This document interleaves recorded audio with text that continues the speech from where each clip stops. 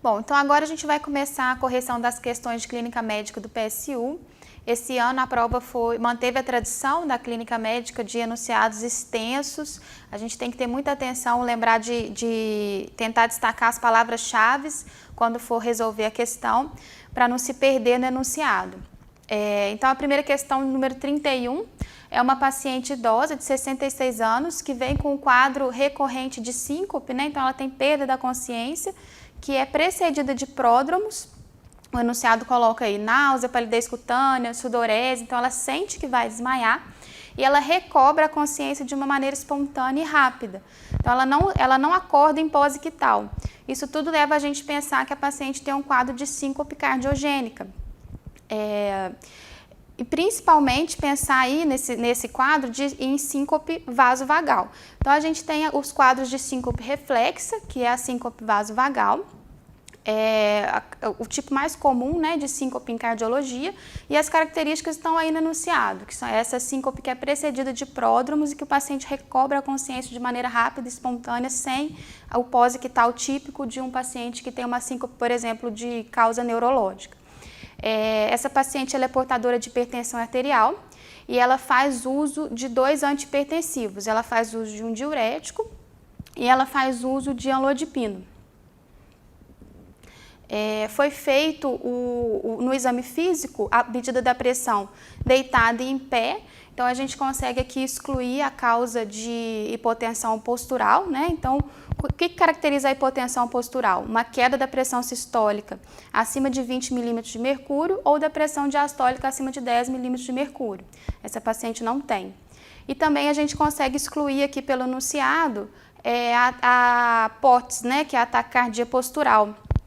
Então, quando o paciente está em posição deitada e passa para a posição supina, o paciente que tem POTS, ele aumenta a frequência cardíaca dele em mais de 30 batimentos por minuto, causando também a sensação de mal-estar e, por vezes, síncope. Essa paciente não tem um acréscimo de 30 batimentos por minuto na frequência cardíaca quando ela muda de posição. Então, aqui a gente vai ficar mesmo com a hipótese principal de síncope vasovagal. O eletrocardiograma da paciente é normal, né? A gente tem um ritmo sinusal, a paciente não está taquicárdica, não está bradicárdica, não tem nenhum distúrbio de repolarização ventricular, ela não tem nenhuma extrasístole, então é eletrocardiograma normal, uma paciente com quadro típico de síncope vasovagal. Como que a gente faz o diagnóstico? O diagnóstico poderia ser feito só com base no exame físico e na anamnese, mas aqui ele pede um teste diagnóstico que a gente poderia fazer a mais para essa paciente. Nesse caso, a única opção correta realmente é o tilt test, é o teste de inclinação, alternativa letra D. A questão de número 32 ela é conjugada com a 31, então é o mesmo caso clínico, isso é uma característica da prova do PSU, né? A gente ter um enunciado para várias questões. Então aqui ele pede qual que é o tratamento indicado para essa paciente. Então a gente fez o diagnóstico de síncope vasovagal. O tratamento da síncope vasovagal ele é feito com aumento da ingesta hídrica e da ingesta de sal. E a gente também pede o paciente para fazer alguns exercícios posturais, né? Aqui poderia gerar até dúvida da suspensão do diurético, mas a gente viu na primeira questão que não tinha hipotensão postural. Então, não tinha uma queda da pressão significativa com a mudança de decúbito para ortostatismo. Então, a gente elimina aí a letra D. Então, a resposta certa seria realmente a letra A, aumentar a ingesta de sal e a ingesta hídrica da paciente.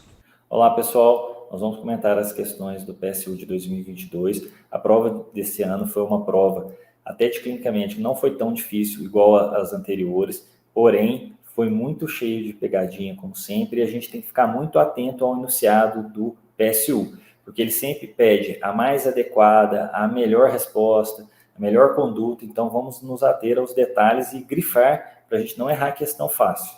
Então, questão número 33, um homem de 24 anos queixa-se de astenia, hiporexia e perda de 5 quilos em 3 meses. Então, chamando a atenção da gente já de sintoma constitucional. Há 15 dias apresenta o quê? Tosse oligoprodutiva com escarros hemoptoicos e dispneia aos esforços. Desconhece doenças prévias. Ao exame físico, ele está com uma pressão de 150 por 94, ele está hipertenso, frequência cardíaca de 86, uma taquipneia, frequência respiratória de 22, hipoxêmico, 92% em ar ambiente.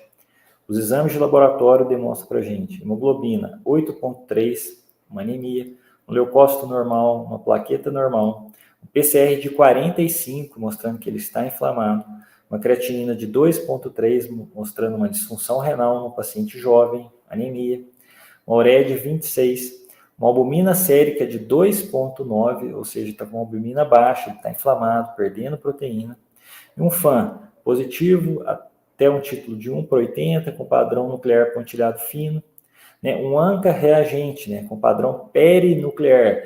Lembra do perinuclear, você já pensa no P ali, já sabe que é P-ANCA. O exame de urina, proteína 3 cruzes, 34 hemácia, 12 piócito e presença de cilindros hemáticos. Cilindros hemáticos é igual a glomerulopatia, tá? Então já é o exame de urina praticamente fazendo uma biópsia de rim para você. Né? Ele botou uma figura, né, um raio-x de tórax, em que eu vejo opacidades bilaterais, né, um filtrado bilateral, demonstrando para a gente hemorragia alveolar. Então vamos para a pergunta. Né? Assinale a alternativa que apresenta um diagnóstico diferencial inadequado para esse paciente.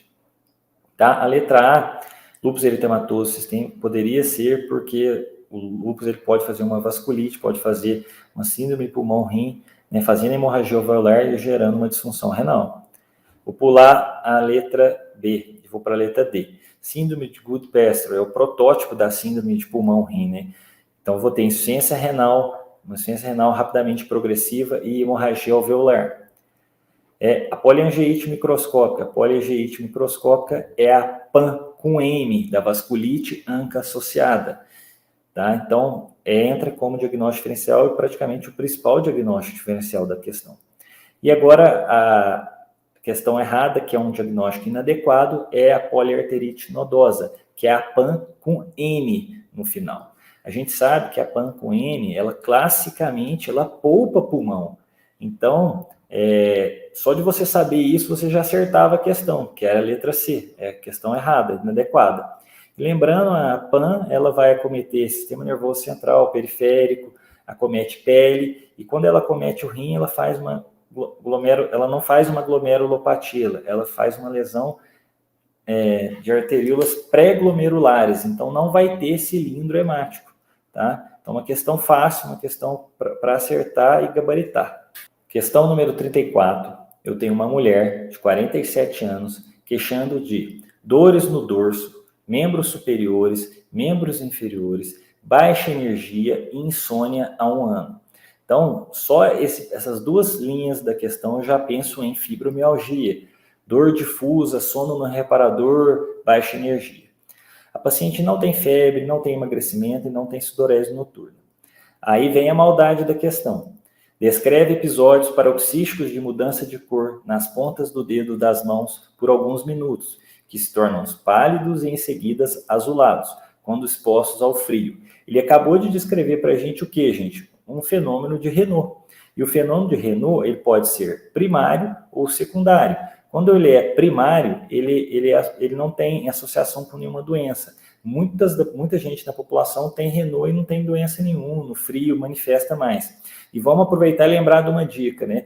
As 3 fases do fenômeno de Raynaud é palidez, cianose e rubor. Lembra de P, C, R, tá? Mas isso aqui veio só para dificultar a questão e tentar fazer você errar. Vamos continuar. É portadora de transtorno depressivo, tá? Já falou que a paciente tem depressão e faz uso de fluoxetina. No exame físico não foi visto nenhuma anormalidade. Vamos ver o laboratório. Hemoglobina de 13, leucócito de 7.840, plaqueta de 198.000, PCR de 3, TSH de 1,4, cálcio iônico de 1,23, anti-HIV não reagente, HBsAg não reagente, anti-HCV não reagente. Aí, de novo, ele tentando fazer você errar. Um FAN reagente até o título de 1/320, com padrão nuclear pontilhado fino denso. A gente sabe, gente, aluno do Revisamed, não vai errar isso, que o FAN, quando ele é nuclear pontilhado fino denso, ele está associado à população saudável. Ele não representa doença, ele não está associado à doença reumatológica. Então, vamos continuar. Considerando a hipótese diagnóstica mais provável para essa paciente, assinale a alternativa que apresenta uma opção terapêutica mais adequada. Vou pular a letra A e vou começar pela letra D. Prednisona. Não, claro que não, a gente não está diante de uma doença hematológica, então não tem nada a ver prednisona.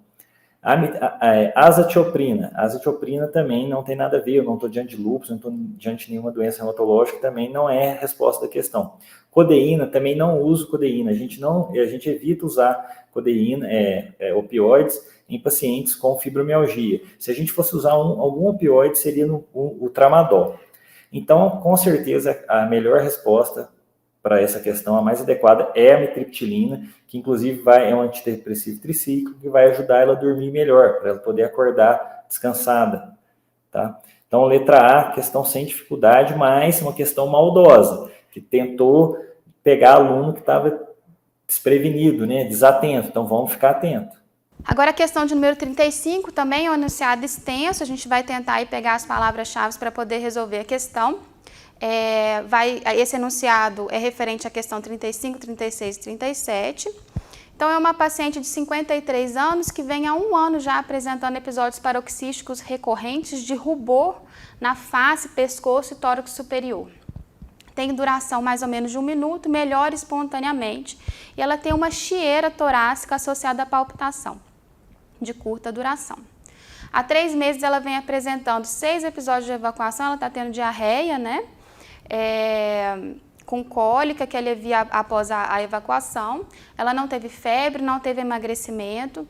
Aqui ele coloca um dado que ela já está na menopausa, né? Já tem mais de 1 ano que ela parou de menstruar. No exame, aí agora vem o exame físico. Então ela tem uma leve confusão mental, então ela tem uma demência, ela tem diarreia. Vamos guardar aí as palavras-chave. E o exame cardiovascular agora ele vai descrever como um ritmo regular. Tem um movimento parasternal inferior esquerdo. O que é isso? É um impulso sistólico, né? A pulsação sistólica. Aí vai descrever agora o sopro. Então, o sopro holossistólico na mesma região. Então, a paciente tem um sopro holossistólico na parede external, na região reta external esquerda. Sopro holossistólico, a gente só tem 2 opções, ou é insuficiência tricúspide ou é insuficiência mitral. Como que a gente vai diferenciar esse sopro? Através das manobras clínicas. E aí ele dá a manobra clínica de Riviero Carvalho. Isso aí foi bem falado também na aula de orovalvopatias. Então, o sopro ele é mais audível na inspiração. O que é isso? Riviero Carvalho positivo. Então, lembrando que quando a gente inspira, a gente aumenta os sopros de câmaras cardíacas direita. Então, esse sopro é um sopro de insuficiência tricúspide. E isso aí também corrobora depois com a pulsação sistólica, né, que é comum também na insuficiência tricúspide. Depois ele vai relatar um sopro diastólico inicial, aspirativo e suave. Então, o sopro diastólico, o que poderia ser? Poderia ser uma estenose mitral, poderia ser uma estenose de tricúspide e poderia ser uma insuficiência aórtica ou uma insuficiência pulmonar. Aí, como é que a gente vai diferenciar aí? Esse sopro ele não pode ser de estenose mitral ou de estenose tricúspide. Por que ele não pode ser? Porque ele é um sopro inicial. Então, lembrar que os sopros de estenose, ele vai ser um sopro mesotele-diastólico, né? Então, lembrando do ciclo cardíaco aí, a fase inicial da diástole, o coração ele se relaxa e não tem mudança do volume. Então, é um relaxamento isovolumétrico. O sangue ele vai começar a se mover do meio para frente da diástole, tá? Então, o sopro de estenose, ele não é protodiastólico, ele é mesotele-diastólico. Então, aí a gente fica mais com a hipótese diagnóstica também pela localização e de ser uma insuficiência pulmonar. Então, aqui a gente vai chegar à conclusão que qual que é o gabarito correto? É a letra D. Então, uma insuficiência pulmonar e insuficiência tricúspide. Essa questão aqui, ela está perguntando da parte de fisiologia, né, do coração. Além disso, aqui a gente também tem outra dica aqui da insuficiência tricúspide, que é a onda V gigante na pulsação venosa. É característica de insuficiência tricúspide. Então, aqui a resposta certa, letra D, insuficiência pulmonar e insuficiência tricúspide. Então, a questão 36, ela é conjugada com a 35, é o mesmo enunciado, o mesmo caso clínico. Lembrar aí das 3 Ds na paciente que tem deficiência de vitamina B3, que tem pellagra. Então, a paciente tem demência, tem diarreia e tem dermatite. Além disso, ele coloca aí que os quadros, eles aparecem exacerbados e em remissão, isso é característica também de um paciente com pellagra. Lembrar que pellagra está muito associado também ao acometimento de câmaras cardíacas direita. Por quê? Principalmente por causa da etiologia. Essa vai ser a resposta já da questão 37. Qual que é a etiologia desse quadro de pellagra associado com acometimentos das câmaras direitas cardíacas? É a síndrome carcinoide. Então, o tumor carcinoide, que é principalmente encontrado no trato gastrointestinal, que secreta serotonina, ele vai causar esses sintomas de rubor facial, acometimento de câmaras cardíacas direitas. Então, a gente tem que pensar nesse diagnóstico. Outras causas que poderiam ser de pellagra, né, de deficiência de vitamina B3, seria paciente alcoolista, um paciente que tem diarreia crônica, que não é o caso da nossa paciente aqui da questão. Então, a gente ficou aqui com a letra D, síndrome carcinoide, como resposta. Questão número 38. Um homem de 76 anos é levado ao pronto-socorro por causa de confusão mental, hiporexia, náuseas e vômitos, e dor abdominal há 5 dias. Então, está vomitando, está desidratado. Ele é portador de câncer de próstata com metástase óssea. Ele faz uso de morfina, 15 mg de 4 em 4 horas para controle álgico. Ao exame físico, ele tem uma pressão de 10/6, uma frequência cardíaca de 96, frequência respiratória de 11 e uma saturação de O2 de 98% em ar ambiente, e está febril. Abre os olhos ao chamado, responde com palavras desconexas, de difícil compreensão, localiza estímulos dolorosos com ambas as mãos. Então está confuso, um Glasgow 11 ali. Os exames laboratoriais, eu tenho uma creatinina de 2,1, então ele já te deu um basal de 1,3, então o paciente está fazendo uma insuficiência renal, uma ureia de 112, mostrando que ele está desidratado. Ele está com cálcio total de 14,4, tá? Uma albumina sérica de 2, uma hemoglobina de 9,2, uma anemia e um PCR de 13. E está pedindo para a gente, né, assinalar o tratamento imediato mais adequado para esse paciente. De novo, gente, grifa aí o mais adequado para esse paciente. Então vamos lá, gente. A gente tem que ver que é um paciente com metástase óssea, que ele já falou para a gente.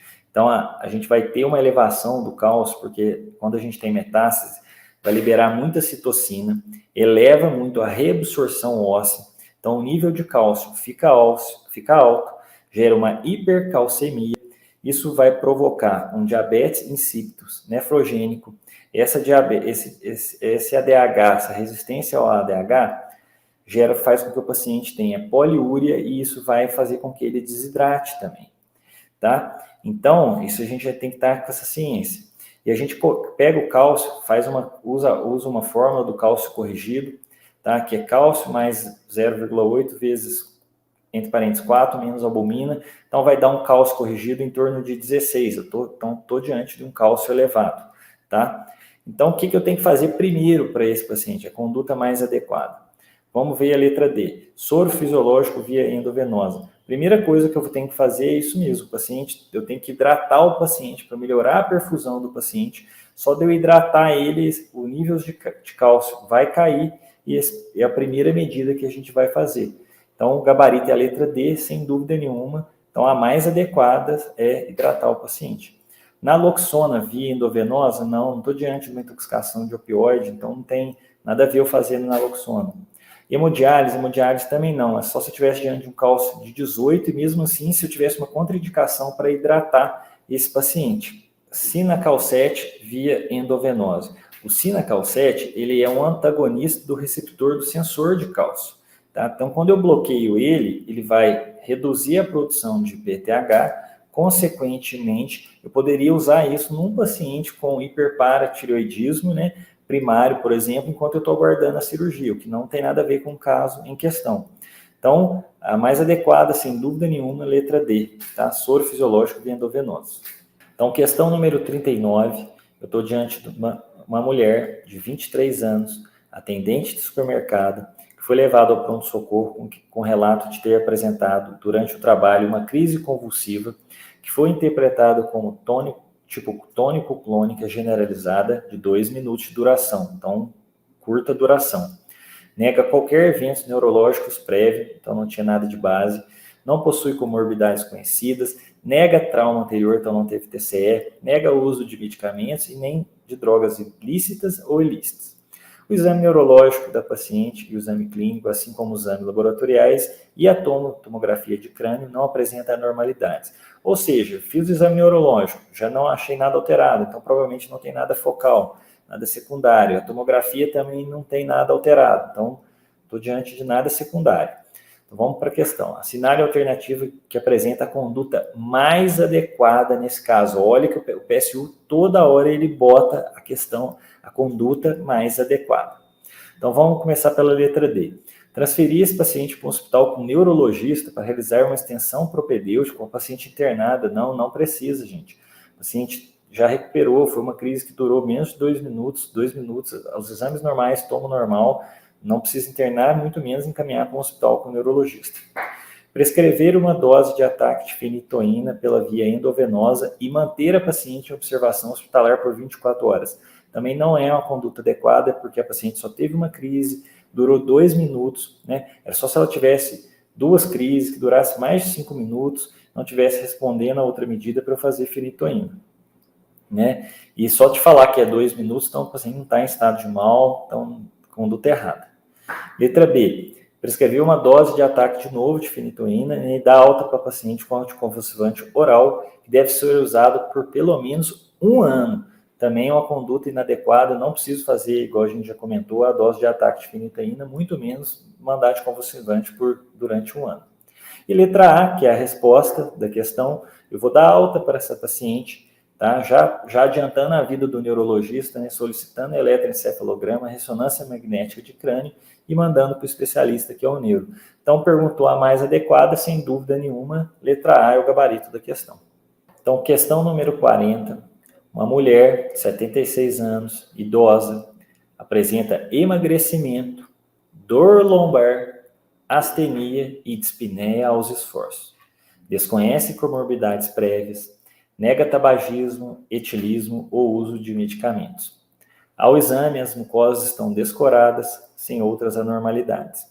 Exames de laboratório: hemoglobina de 7,3, uma anemia, leuco de 6.500, plaqueta baixa, 112.000, um VHS alto de 95 na primeira hora, uma creatinina de 2,2, ou seja, está fazendo uma insuficiência renal, uma ureia de 47, um cálcio total de 10,6, uma albumina sérica de 2, então vai dar um cálcio em torno de 12, um LDH de 450 e uma bilirrubina de 0,9. E aí ele botou para a gente uma figura de uma hematoscopia mostrando o quê? Gente, a gente, só de ler o enunciado dessa questão, já tem que estar piscando aqui, acendendo a lanterna de o quê? Mieloma múltiplo, tá? E essa paciente nessa figura, uma figura até muito bonita, o que a gente consegue ver? As hemácias, elas têm cargas negativas. Então, por isso que as hemácias ficam distanciadas umas das outras. Então, a gente vai estar diante de uma situação que chama empilhamento de hemácias, um rouleau. E isso é o quê? Devido a uma proteína que está aumentada no sangue, a proteína vai ter a carga positiva.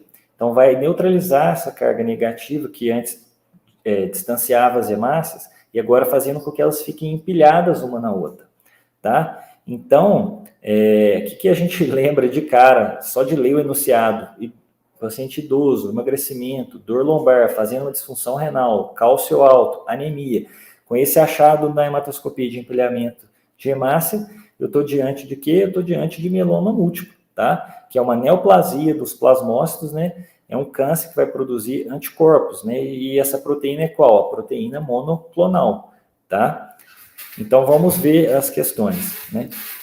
Considerando o diagnóstico mais provável para essa paciente, assinale a alternativa que apresenta os exames mais adequados a serem solicitados nesse momento, tá?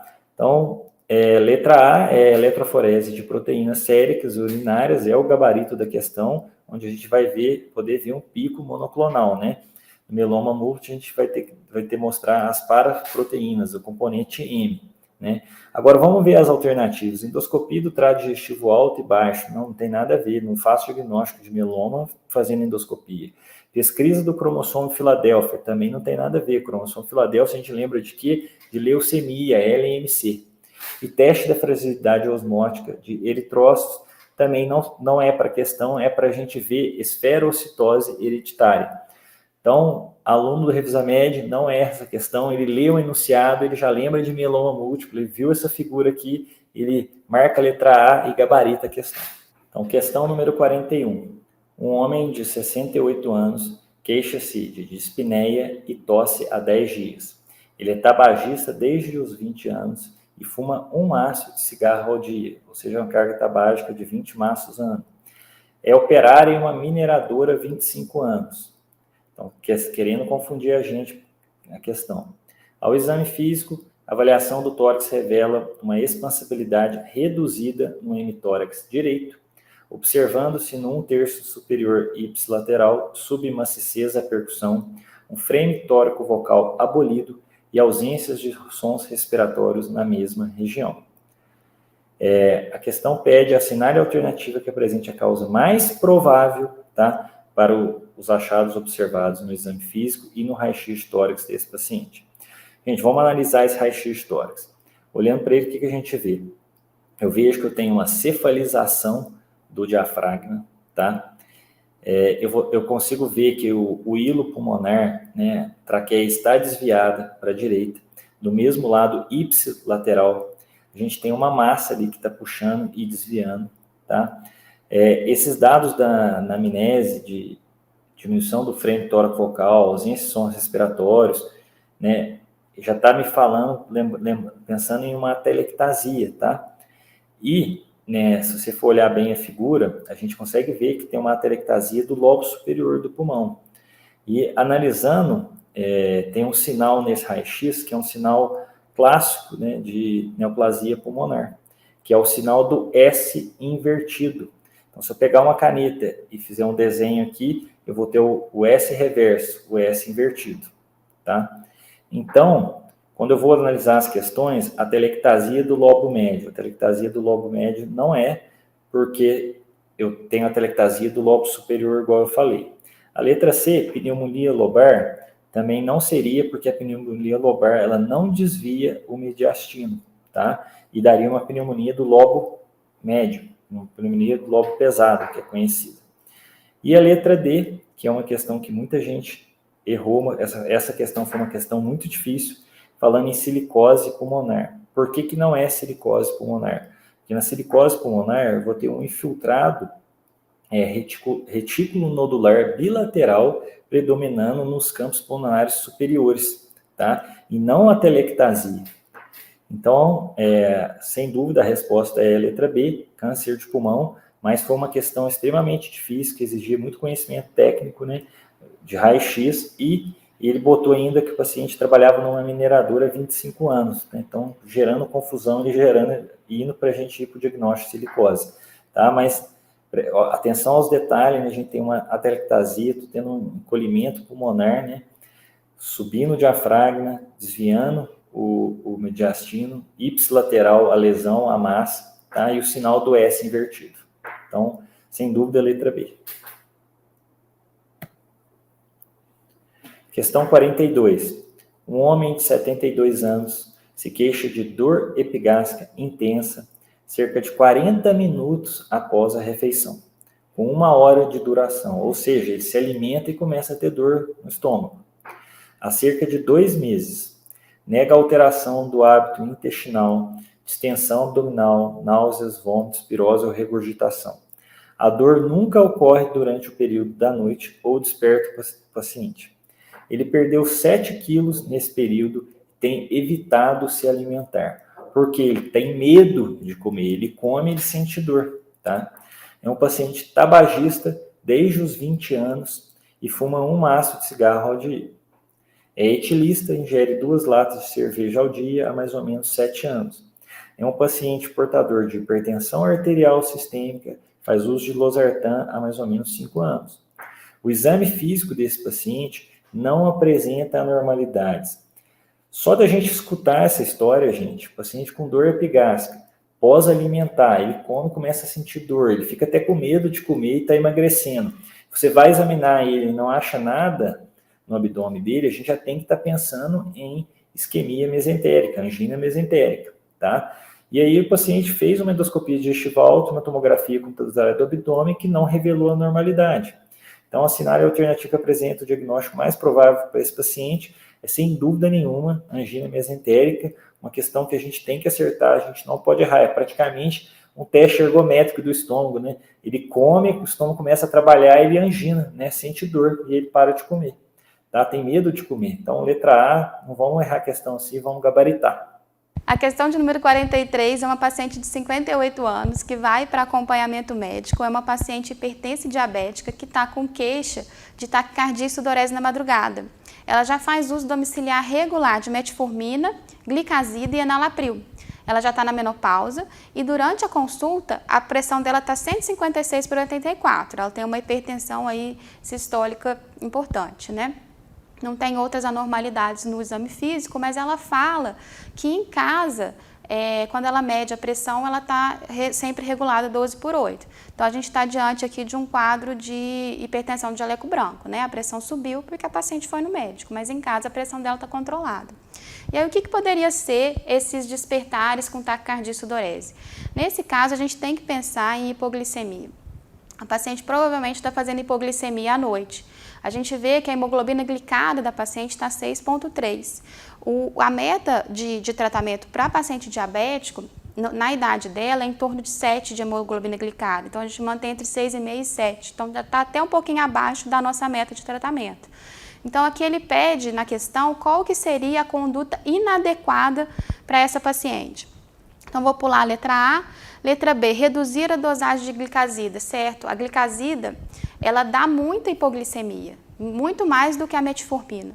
Então, se a paciente está tendo hipoglicemia à noite e está já com a hemoglobina glicada abaixo de 6,5, a gente vai reduzir essa dose de glicazida. Solicitar a dosagem de vitamina B12, correto.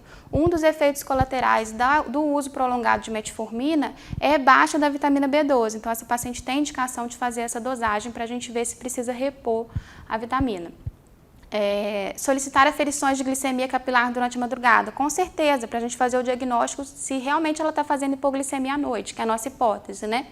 Agora, a letra A está errada, a gente não vai acrescentar outro antihipertensivo para a paciente. A gente vai deixar ela com o esquema que ela está atual. Por quê? Porque a pressão dela está controlada fora do consultório. Então, ela tem hipertensão de jaleco branco, a gente não precisa aumentar a dose de antihipertensivo dela. Então, resposta correta, letra A. Aqui o mesmo caso clínico, ele pede qual exame não estaria indicado para fazer nesse momento. Colonoscopia está indicado? Está indicado. Paciente acima de 50 anos tem que fazer o preventivo aí de câncer de cólon. Densitometria óssea não está indicado para essa paciente. A densitometria a gente indica de rotina acima de 65 anos. Não é o caso dessa paciente. Então, a resposta certa é a letra B. Aí, só para a gente comentar as outras questões, as outras alternativas. Letra C, dosar perfil lipídico? Com certeza, uma paciente hipertensa, diabética, já com 58 anos, tem que fazer essa dosagem aí do perfil lipídico. E o exame citopatológico do colo uterino, com certeza também o exame preventivo tem que ser feito nessa paciente, apesar dela não ter parceiro sexual, mas ela ainda está na idade de desenvolver aí câncer de colo. Questão 45. Um homem de 80 anos é levado ao consultório pelos seus familiares com relato de mudança de comportamento há 6 meses, com desinibição social e perda de memória. Ou seja, esse idoso ele está frontalizado, né? Está tendo mudança de comportamento. Não há comorbidades conhecidas ou uso de medicamentos. Negam tabagismo e etilismo. O exame físico não apresentou normalidades e trouxe os seguintes exames. Exame de laboratório. Anti-HIV não reagente, VDRL não reator, uma sorologia positiva para treponema pálido, um TSH de 6,7 e uma vitamina B12 normal. Uma tomografia de crânio sem anormalidades. Considerando esses dados clínicos, assinale a alternativa que apresenta a conduta sequencial mais adequada para esse paciente. Olha que questão maldosa, tá? a conduta sequencial mais adequada. Então, essa palavra sequencial fez muito menino bom errar essa questão. Muita gente preparada errou por causa dessa palavra. Então, letra A. Prescrever levotiroxina e cianocobalamina? Não, o paciente não tem deficiência de vitamina B12 nem hipotireoidismo, tá? Solicitar uma ressonância magnética de encéfalo? Não. A gente está diante de uma sífilis, né? Uma neurosífilis. Então, a ressonância não vai ajudar a gente nesse diagnóstico. Então, o que a gente tem que fazer? A gente já sabe que está com a sorologia positiva para sífilis, tá? A gente vai ter que tratar esse paciente com penicilina endovenosa, né? E o que é o detalhe da questão? É porque eu tenho que fazer a punção lombar antes, eu tenho que analisar esse líquor do paciente, porque eu tenho que fazer um controle do tratamento sorológico, eu tenho que negativar esse líquor. Então, a letra C, gente, a gente vai ter que fazer essa punção lombar primeiro, porque eu vou analisar esse líquor antes de iniciar o tratamento, né, para eu fazer um controle terapêutico, né, para negativar essa sorologia. E depois de eu ter o líquor desse paciente, fazer essa análise, aí sim eu começo a tratar ele com penicilina G cristalina EV 4 milhões de 4 em 4 horas por mais ou menos 14 dias. Então, uma questão que derrubou muita gente por causa da palavra sequencial mais adequada. Então, primeiro eu faço o líquor, depois eu trato o paciente.